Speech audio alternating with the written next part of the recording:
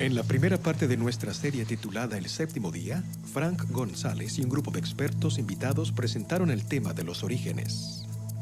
Somos el resultado accidental y no planificado de un proceso de evolución a través de un proceso de selección natural, o somos obra de las manos de un ser supremo, el Alá del Corán y el Dios de la Biblia. ¿Debemos nuestra existencia a los dioses aztecas o babilónicos? ¿O a ciertas criaturas del espacio exterior? ¿Cuál es la verdad acerca de nuestro origen? ¿Cuándo nació nuestro universo? ¿Cómo se acomodaron los astros en sus lugares? La ciencia puede explicar cómo se desenvuelve el universo y cómo ocurren las cosas en el mismo, pero no puede explicar por qué existen las cosas en vez de no existir nada. Por la palabra de Jehová fueron hechos los cielos, y todo el ejército de ellos por el aliento de su boca. Y acabó Dios en el séptimo día la obra que hizo, y reposó el día séptimo. Dios crea el mundo en 6 días y descansa en el sábado. Con todo, el sábado es también en sí una creación que sitúa los otros días en perspectiva. El mandamiento de observar el día de reposo cada séptimo día, el mandamiento más largo del Decálogo, fue preservado con los otros 9 en tablas de piedra y colocado en el arca del pacto. La gente hoy necesita hallar un santuario en el tiempo, lo cual es el sábado. En su encíclica Dies Domini, el Papa Juan Pablo II sugirió que el día de reposo nos recuerda que el universo y la historia le pertenecen a Dios. En más de un centenar de idiomas antiguos y modernos, el nombre dado al séptimo día de la semana significa reposo o su equivalente. A medida que aumentamos nuestro conocimiento del pasado y desentrañamos sus misterios, los contornos de nuestra historia se vuelven cada vez más precisos. De cuevas y tumbas, de pétreos farallones que una vez fueran ciudades y poblados, de las ruinas de tribus y naciones perdidas en el tiempo, surgen nuevos indicios que amplían nuestra comprensión de la historia humana. Los arqueólogos están constantemente añadiendo al cuadro elementos obtenidos en los registros de civilizaciones y sociedades extintas, así como los volúmenes de la literatura antigua. Hay un día que establece la estructura semanal del tiempo y conecta a la familia humana con sus orígenes, el sábado, séptimo día, que nos une con el Creador. Y ahora, la segunda parte de la serie, Un santuario en el tiempo.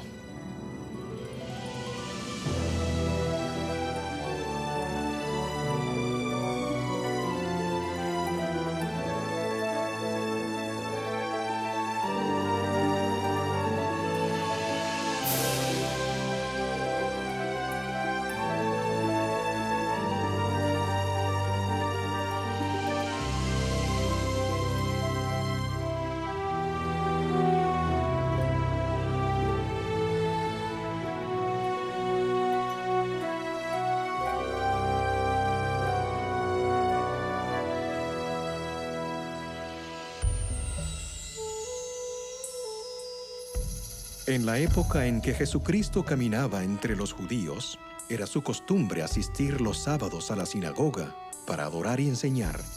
Los dirigentes lo vigilaban de continuo.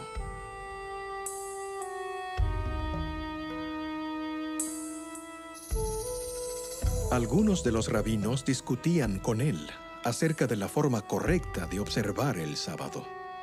Acechaban para ver si sanaría a la gente en el día santo, con el fin de acusarlo de quebrantar el sábado.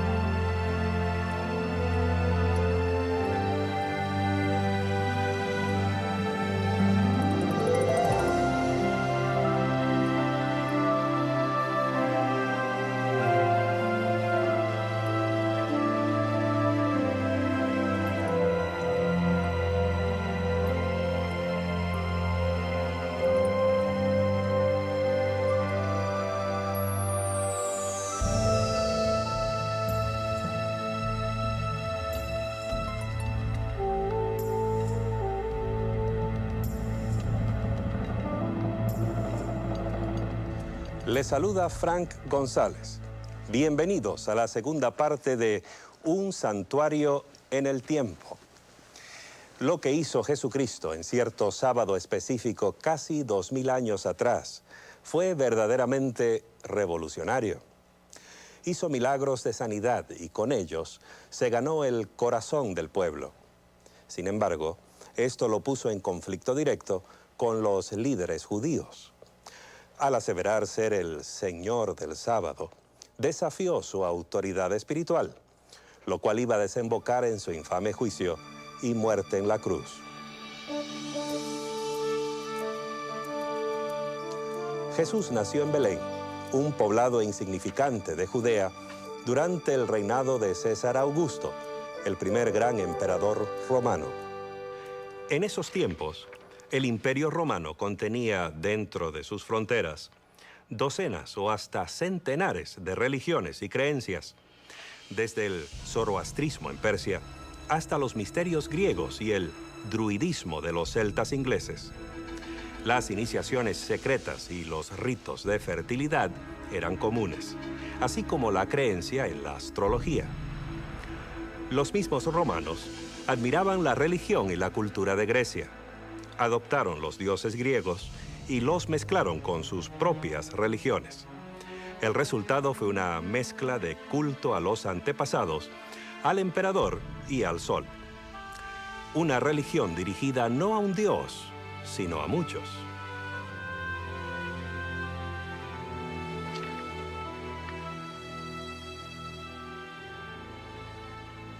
Los judíos, por su parte, adoraban a un solo Dios. A pesar de verse rodeados por las imágenes de las deidades griegas y romanas, servían a un Dios invisible. No tenían imágenes que lo representaran. No celebraban ritos de iniciación o de fertilidad. En cambio, tenían un día que los apartaba. Un día sin igual en ninguna otra religión. Era un período de 24 horas dedicado completamente a su Dios.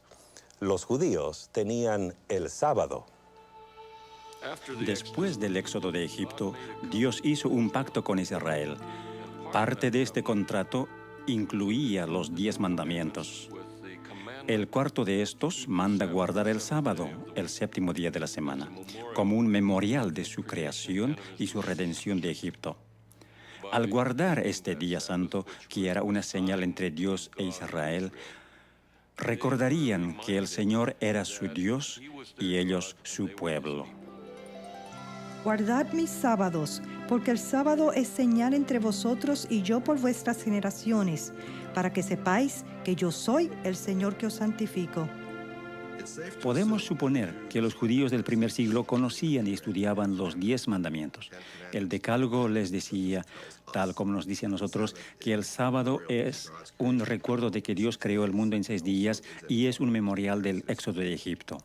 Para los judíos del primer siglo, el sábado era un período de intensa espiritualidad, una ocasión para relacionarse con el Dios que creó el universo en 6 días y reposó en el séptimo.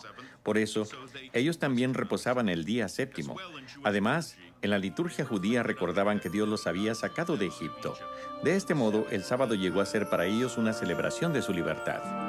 La observancia del sábado era la marca inconfundible del judío. Lo ponía aparte de todos los demás. No se la podía esconder. A ojos de los observadores griegos y romanos, la observancia del sábado era una de las peculiaridades de los judíos.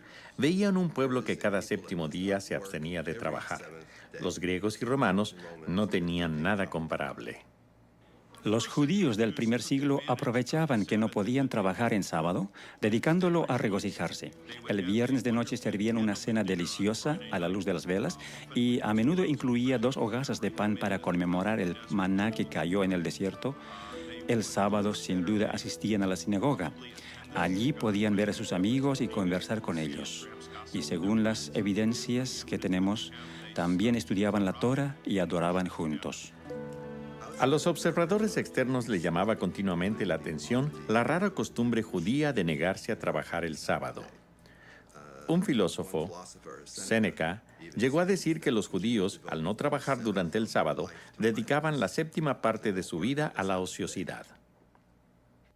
Cuando Jesús apareció en escena, El sábado había quedado aplastado bajo el peso de numerosos reglamentos arbitrarios. Los rabinos habían transformado el reposo sabático en una ciencia detalladísima, carente de gozo o significado. En el primer siglo, la observancia del sábado se basaba en una serie de prohibiciones. Se prohibía atar o desatar un nudo, cocinar, escribir más de una letra del alfabeto, llevar cualquier carga, aún cosas en el bolsillo, así como mucho del trabajo cotidiano, por ejemplo, preparar pieles y cueros y las actividades necesarias para la subsistencia. Se prohibía prender fuego para cocinar o apagarlo, así como viajar más de 2000 codos más allá de la vivienda de uno. 2000 codos equivalen a casi 1 kilómetro. La forma como los judíos guardaban el sábado era muy legalista. Uno no se podía mover, no podía hacer nada, pero Jesús vio que esa era una distorsión del plan que Dios tenía para la humanidad.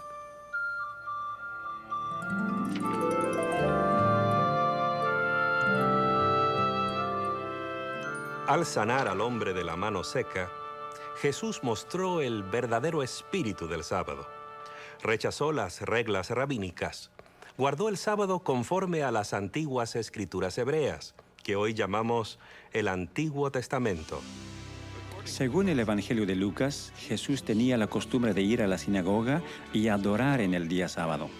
Guardaba el sábado, pero no según las reglas que habían establecido los fariseos. De hecho, dijo, el sábado fue hecho por causa del hombre y no el hombre por causa del sábado. Los fariseos, en cambio, decían que el sábado había sido hecho solo para Israel y que el propósito de Israel era exaltar el sábado, de modo que el Señor tuviera a alguien en el mundo que guardara el sábado. Al declarar Jesús que el sábado fue hecho para el hombre, enseñó un concepto radical y alarmante. Con razón provocó tan dura oposición de los líderes judíos.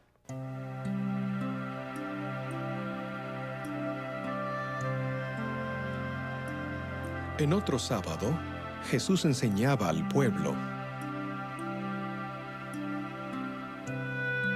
Había allí una mujer que había estado enferma, encorvada por 18 años. Jesús la llamó que se acercara a él.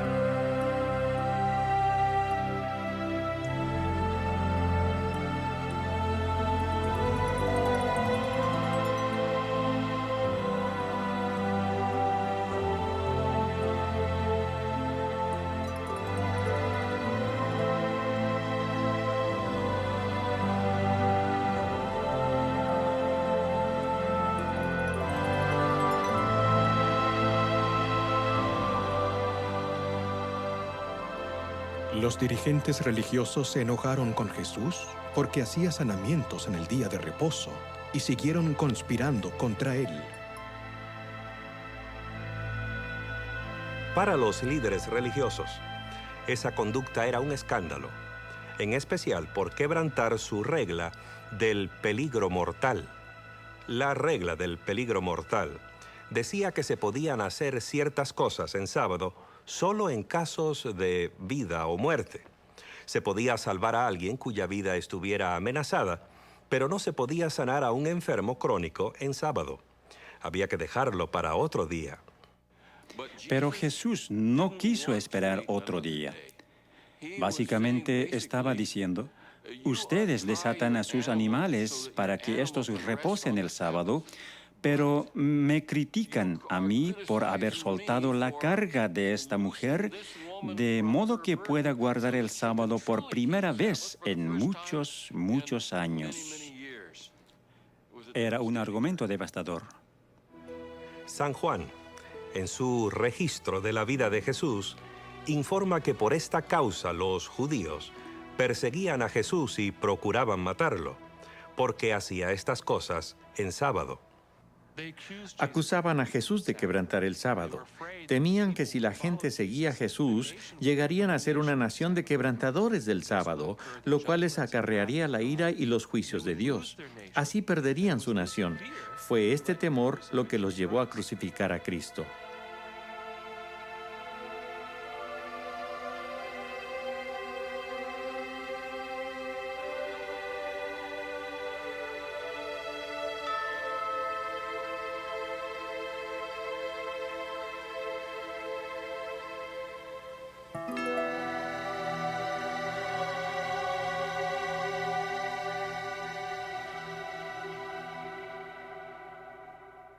Algunos han sugerido que el sábado del Decálogo perdió su significado con la vida y muerte de Jesús, que de algún modo el Salvador lo invalidó.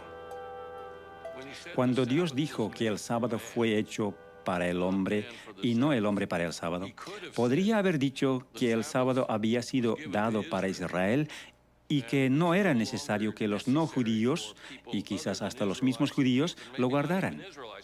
Cristo tuvo muchas oportunidades para decir que el sábado no era importante, que era hora de terminar con él. En cambio, todas las controversias que tuvo con los fariseos no tuvieron nada que ver con la validez del sábado, sino cómo debía ser guardado. Si alguna vez hubo alguna duda en cuanto a cómo guardar el sábado, Cristo la disipó. El secreto era seguir la autoridad de las Sagradas Escrituras y no las leyes y tradiciones humanas.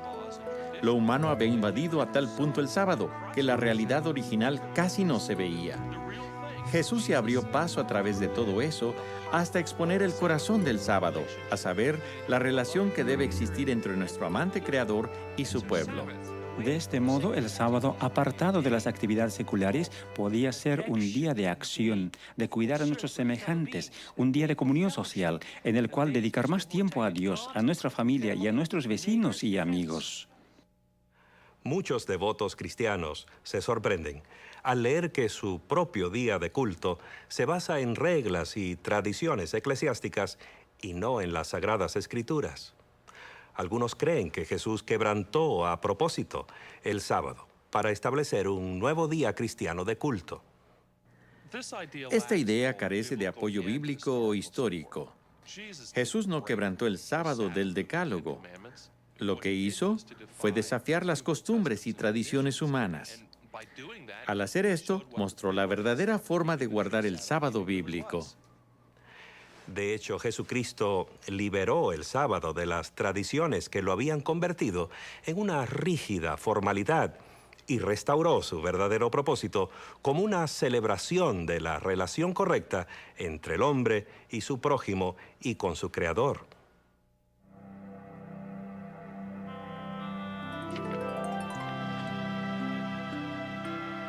Cuando veáis en el lugar santo la abominación desoladora predicha por el profeta Daniel, entonces los que estén en Judea huyan a los montes.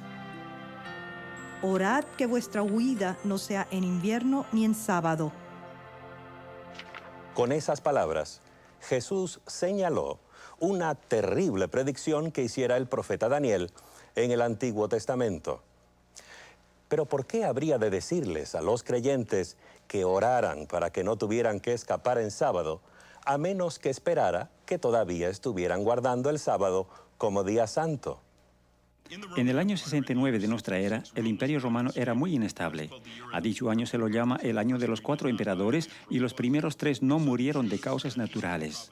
Por eso los judíos pensaron que el momento era favorable para sacar partido de esa inestabilidad y promover su propia libertad de la opresión imperial. El general romano Vespasiano atacó la ciudad en un intento de ahogar la revuelta. Antes de completar la campaña, fue nombrado emperador el año 69 de nuestra era, y su hijo Tito, otro futuro emperador, tomó el mando como general del ejército. Tito le puso sitio a la ciudad y finalmente, en el año 70 después de Cristo, las fuerzas romanas penetraron las defensas, asolaron la ciudad y destruyeron completamente el templo. Eusebio, un historiador eclesiástico, informa que los cristianos de Jerusalén recordaron la advertencia y escaparon antes que la ciudad cayera en manos romanas. Este incidente muestra en forma evidente la intersección de la historia y la profecía. Conocemos las fechas y lugares. Jesús sabía y predijo cuándo iban a suceder estas cosas y que 40 años después de su muerte y resurrección, sus seguidores todavía estarían guardando el sábado. De hecho, en todo el período del Nuevo Testamento, que abarca hasta el fin del primer siglo de nuestra era, los cristianos siguieron observando el séptimo día, sábado. Este hecho resulta claro en los registros bíblicos e históricos.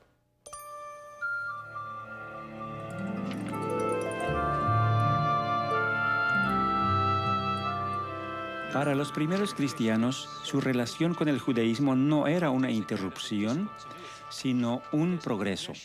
En efecto, su religión se basaba en el cumplimiento de las esperanzas y expectativas del Antiguo Testamento.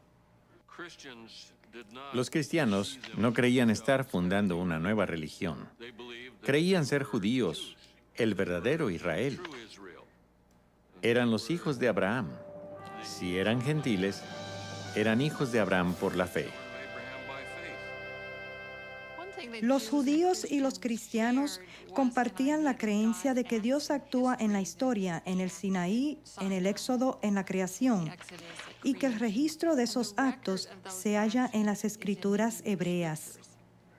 El corazón de la teología cristiana y judía lo conforma la creencia de un solo Dios personal, un creador amante que se relaciona con sus criaturas. Esta creencia proveía también el corazón de la experiencia del reposo sabático, al requerir una relación personal con el amoroso creador. Pero para los cristianos, la vida y muerte de Cristo añadió una nueva dimensión, una nueva razón de reposar el sábado. Por tanto, queda un reposo sabático para el pueblo de Dios. Con estas palabras, Pablo mostró que la fe cristiana elevó el sábado a nuevas alturas. Con la muerte y resurrección de Jesús, los cristianos adquirieron una esperanza nueva, la de ser librados de un mundo de pecado. Así el sábado, que originalmente fuera el memorial de la creación, pasó a conmemorar también la salvación y la paz espiritual que ella nos brinda.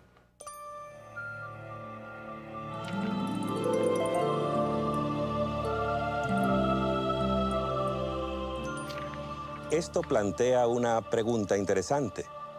Si los cristianos del primer siglo observaban el sábado del Antiguo Testamento, el séptimo día de la creación y el cuarto mandamiento, ¿por qué la mayoría de los cristianos observan hoy el domingo? ¿Cuándo se cambió el sábado por el domingo? ¿Hay algún indicio en el registro bíblico? Los primeros 4 libros del Nuevo Testamento se cuentan entre los documentos cristianos más antiguos. Marcos escribió su libro primero. Es un informe de la vida de Cristo. Lo hizo en torno al año 55 después de Cristo o más tarde. Los escritos de Mateo y Lucas probablemente datan entre poco antes del año 70 y el 80. Juan, el último de los discípulos originales de Cristo, escribió su libro cerca del fin del primer siglo.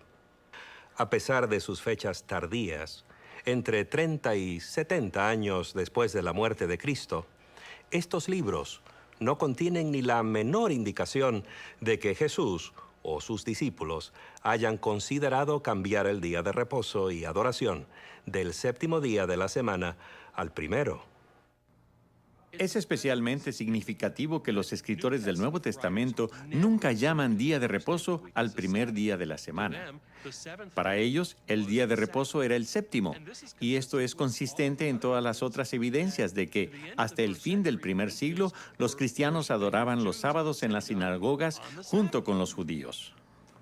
Entre el año 95 y 100 de nuestra era, se realizó un cambio en el servicio de la sinagoga. La parte central del servicio se conoce como la oración de pie, la amida, o las 18 bendiciones. Son 18 breves bendiciones de Dios u oraciones de gratitud. En días de semana se recitan las 18, en el sábado solo 7 de ellas. En la misma época se añadió una más, que en hebreos se conoce como la Birkot Hamanina, la bendición concerniente a los herejes, la cual en realidad no es una bendición. Que no haya esperanza para los apóstatas.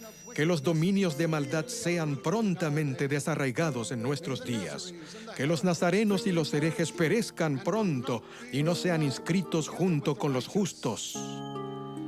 Bendito eres tú, el eterno nuestro Dios, que aplastas a los malvados.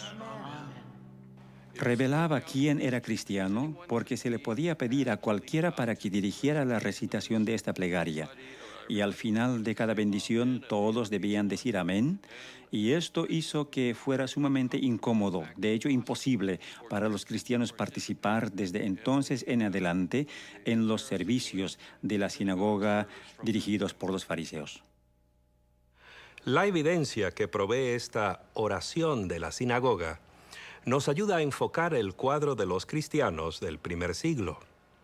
Es claro que guardaban el sábado junto con sus hermanos judíos.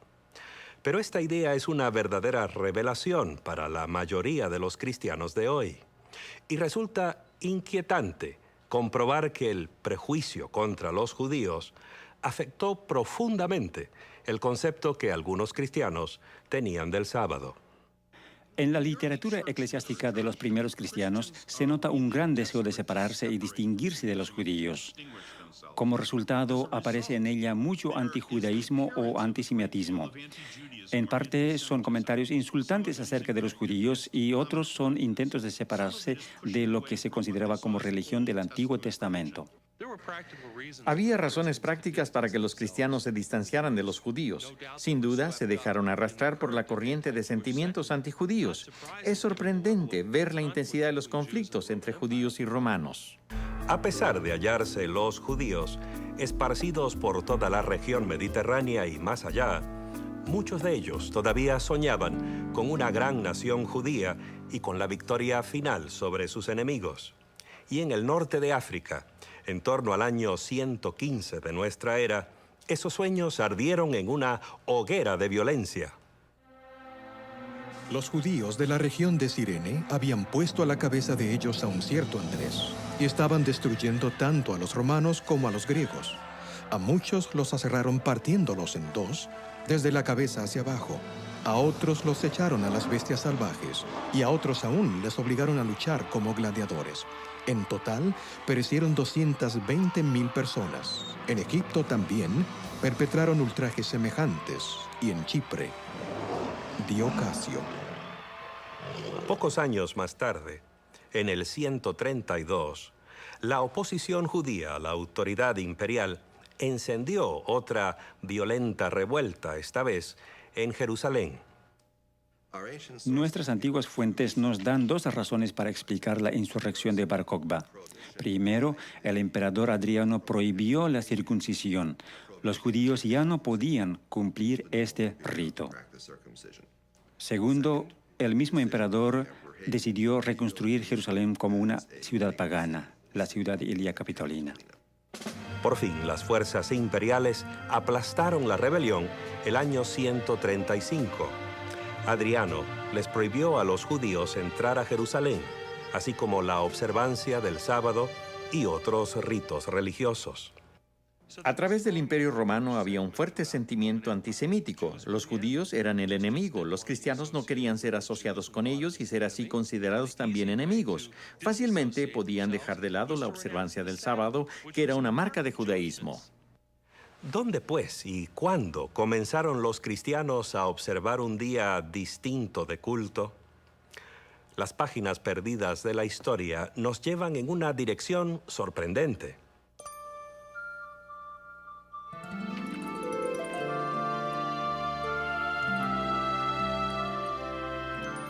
Alejandría, Egipto, fundada el año 332 a.C. por Alejandro el Grande, uno de los grandes centros mundiales de literatura, ciencia y comercio, un caldero de ideas religiosas y filosofía clásica. Existen sólidas evidencias de que los cristianos de Alejandría fueron los primeros en reemplazar la observancia del sábado por servicios de culto dominicales. Esto comenzó poco antes del año 120 después de Cristo. Uno de los primeros documentos que apunta a cristianos guardadores del domingo es la así llamada Epístola de Bernabé. Este no es el verdadero Bernabé que menciona el libro de los Hechos en el Nuevo Testamento. Este es un falso Bernabé, un pseudoepígrafe. Se le atribuye falsamente. Fue escrito aparentemente por alguien de Alejandría, en Egipto, donde existía la costumbre de espiritualizarlo todo. Esto es lo que hace la epístola de Bernabé. No toma nada en sentido literal. Bernabé cree que las escrituras hebreas son un don para los que verdaderamente las comprenden, pero cree que los que las comprenden no las toman en sentido literal, sino metafórico o espiritual. Bernabé afirma que él y sus seguidores guardan el octavo día de la semana, el día después del sábado, es decir, el domingo. Condena el judaísmo y todo lo asociado con él, incluso la observancia del séptimo día, sábado. La carta de Bernabé es evidencia de que el domingo fue promovido como el día cristiano de culto. Pero para hallar el verdadero corazón del movimiento en favor del domingo, debemos cambiar nuestro enfoque de Alejandría hacia el oeste, al corazón del Imperio Romano.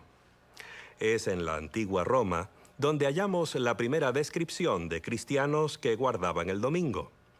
Proviene de Justino Mártir, un converso a la nueva fe. Pero el domingo es el día en que celebramos nuestra asamblea común, porque es el primer día en que Dios, habiendo efectuado un cambio en las tinieblas y la materia, hizo el mundo. Y en el mismo día Jesucristo, nuestro Salvador, se levantó de los muertos. Los antiguos cristianos que comenzaron a guardar el domingo necesitaban una justificación teológica para guardar el primer día de la semana. Y la encontraron al vincular el primer día semanal con el primer día de la creación. Al hacer esto, estaban negando la autoridad de Cristo, quien se declaró a sí mismo Señor del sábado, el séptimo día de la creación.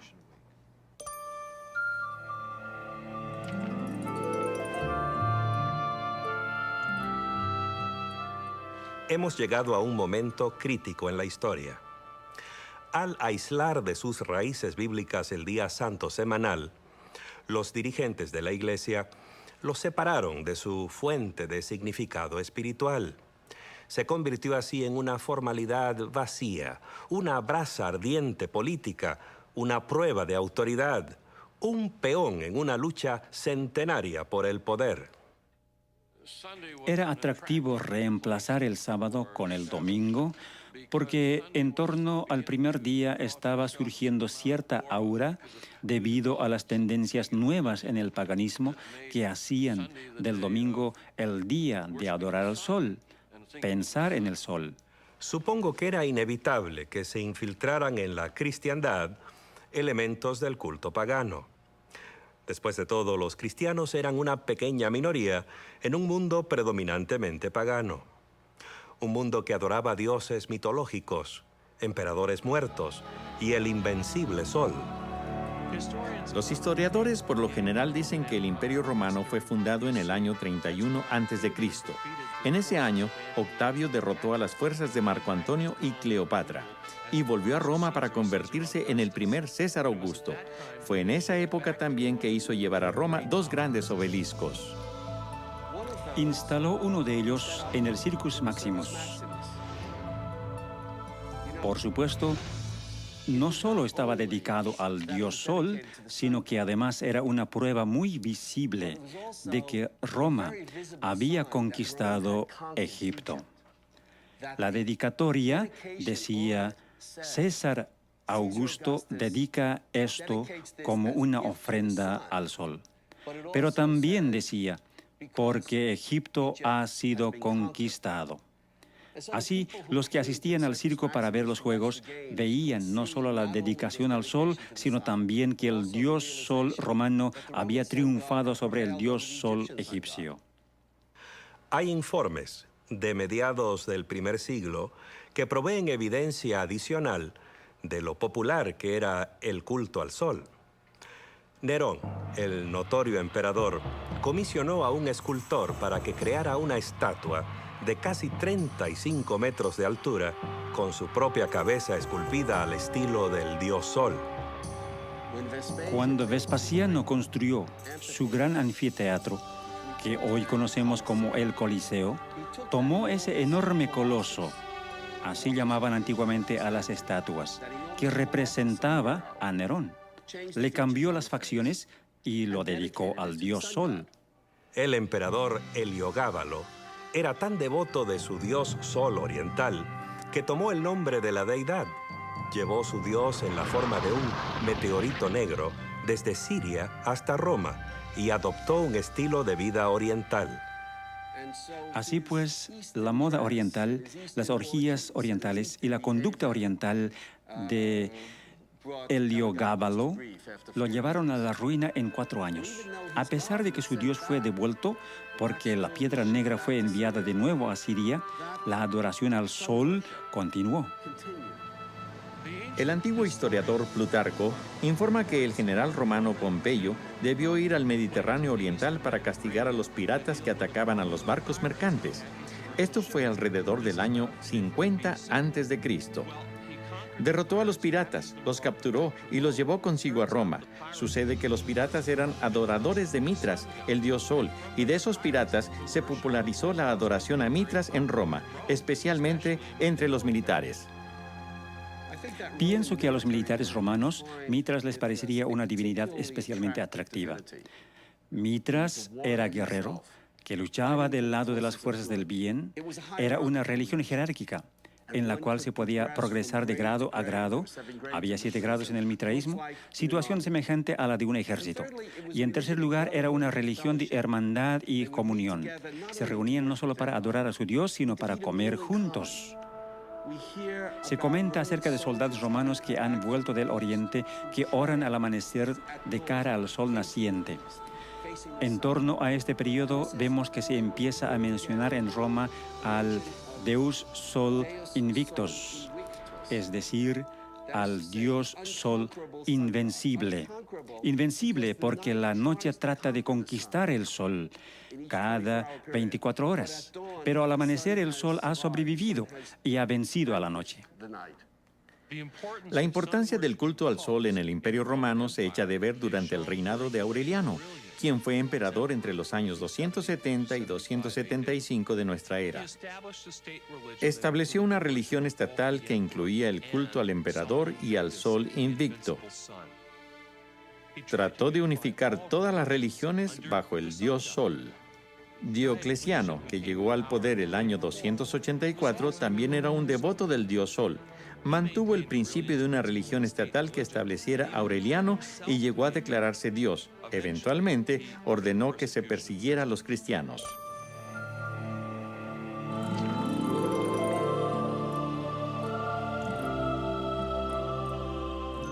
A ciertos dirigentes cristianos les pareció buena idea aprovecharse de la popularidad del domingo. En especial, la observancia del domingo haría que el cristianismo les resultara más atractivo a los paganos que ya adoraban al sol en ese día. Por ejemplo, el emperador romano Constantino era, al igual que Aureliano y Diocleciano antes que él, un adorador del sol. Fue el primer emperador romano que profesó el cristianismo. Supuestamente se convirtió durante una campaña contra sus rivales. Las biografías escritas por sus partidarios dicen que antes de una importante batalla cerca de Roma, Constantino vio en el cielo una visión de la cruz. Acreditó a esa visión su victoria subsiguiente y se declaró cristiano. Los historiadores debaten si la conversión de Constantino fue o no genuina, ya que a través de casi todo su reino mantuvo sus supersticiones paganas. Solo cuando se hallaba en su lecho de muerte, consintió en su bautismo. A pesar de eso, su reinado marcó un vuelco dramático en la historia de la cristiandad. El año 313, con la aquiescencia de su corregente Licinio, legalizó la religión cristiana. El reinado de Constantino el Grande conforma una de las épocas en la historia del mundo. Es la era de la disolución del Imperio Romano, el comienzo, o más bien la consolidación de un nuevo tipo de despotismo oriental, con una nueva capital, una nueva constitución y finalmente una nueva religión. ¿Se convertiría Constantino al cristianismo o sucederían las cosas en forma opuesta? ¿Quién sabe? Pero lo importante para nosotros es que lo que surgió fue una iglesia diferente y un estado diferente. De hecho, ambos estaban tan íntimamente mezclados que es difícil ver dónde terminaba uno y el otro comenzaba. Al parecer, la religión personal de Constantino era una mezcla de adoración solar mitraísta y cristianismo. Según Eusebio, su biógrafo cristiano, Constantino ordenó a sus ejércitos a ser celosos en honrar el día del Señor, el domingo, refiriéndose a él como el día de la luz y del sol, términos que son claramente paganos. Veamos un pasaje de su famosa ley dominical del año 321. En el venerable día del sol, los magistrados y el pueblo que reside en las ciudades deben descansar, y todos los lugares de trabajo deben estar cerrados. En el campo, sin embargo, los individuos ocupados en la agricultura pueden continuar libre y legalmente sus ocupaciones. La primera ley que requería que la gente celebrara y descansara en domingo es la que promulgó el emperador Constantino en el año 321. Y lo hizo sin referencia alguna a la teología o a las ideas de los cristianos. Dice que se abstengan de trabajar en el venerable día del sol, lo cual alude al hecho de que el sol se iba convirtiendo cada vez más en un objeto de culto. De este modo, la primera ley que exigía que la gente guardara el domingo no tenía absolutamente nada de sabor cristiano. Si bien Constantino promovió el cristianismo y construyó muchas iglesias cristianas, por otra parte cerró muy pocos templos paganos, y tenemos un calendario romano del año 354, fecha que cae unos 17 años después de la muerte de él, que muestra 4 distintos festivales anuales dedicados al sol. Muestra así que el dios Sol sobrevivió. No solo la muerte de Constantino, sino también los reinados de sus sucesores inmediatos.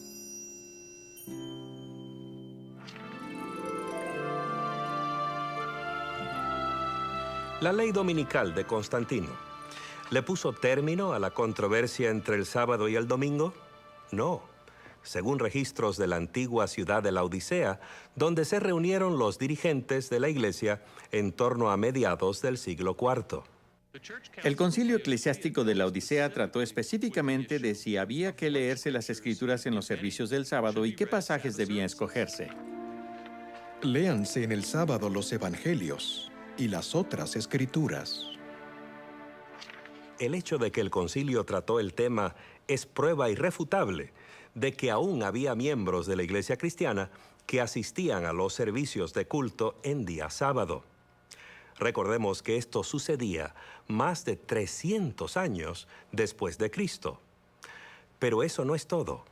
Los cristianos no deben judaizar descansando el sábado, sino que deben trabajar en ese día y honrar más bien el día del Señor, y si pueden, descansar entonces como cristianos. Pero si se sorprende a cualquiera de ellos siendo judaizante, sea anatema de parte de Cristo. ¿Qué quiso decir el concilio al hablar de judaizantes? Los judaizantes eran los cristianos que no trabajaban en sábado, al igual que los judíos. Los dirigentes de la iglesia querían que todos trabajaran el sábado y descansaran el primer día de la semana, al cual empezaron a llamar el Día del Señor. Esta disposición concordaba con la ley dominical que había promulgado el emperador Constantino. A pesar de la popularidad de la adoración al sol y las leyes dominicales de los emperadores, muchos cristianos siguieron adorando en el séptimo día, sábado. De hecho, fueron minoría las iglesias que abandonaron el sábado.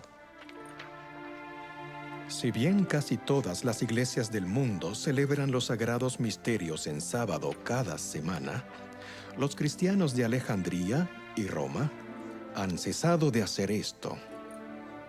Sin duda alguna, los cristianos todavía observaban el séptimo día, sábado, en la segunda mitad del siglo IV. A pesar de los argumentos teológicos, los prejuicios antijudíos y el decreto de un emperador, el sábado del Creador no había muerto. Los siglos subsiguientes vieron cómo el sábado se mantuvo como el corazón de la controversia entre los papas y los patriarcas. El día semanal de reposo y adoración se convirtió en una prueba de la autoridad de la Iglesia y en señal de sumisión a un nuevo tipo de gobierno religioso. Llegó a ser una causa importante del gran cisma que dividió a la cristiandad por 900 años. Veremos más acerca de esto cuando volvamos con la parte 3 de nuestro programa Un Santuario en el Tiempo.